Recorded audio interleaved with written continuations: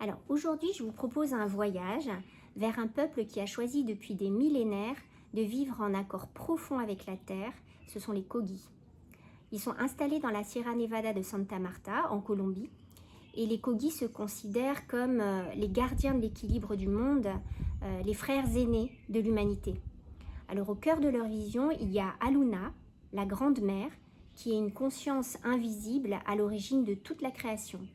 Et pour eux, toute forme de vie, toute rivière, toute montagne est animée par Aluna.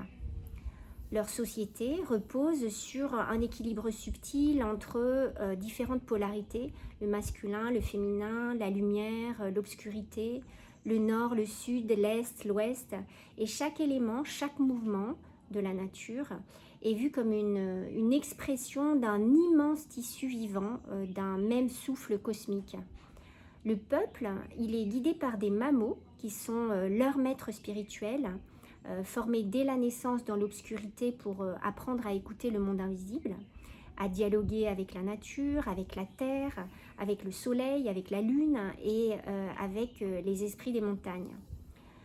En 1990, pour la première fois, les mamos sont sortis de leur silence pour nous avertir.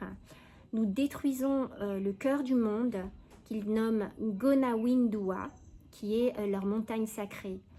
Et leur message, diffusé à travers plusieurs reportages, est un appel urgent à réparer nos liens sacrés avec la terre. Chendukwa pour les Kogi ne signifie pas simplement rendre la terre, mais aussi restaurer le lien sacré entre l'humain et la terre-mère. Il parle aussi de Chikwakala, qui signifie littéralement le chemin du cœur, qui est un réseau d'énergie invisible qui relie chaque lieu sacré.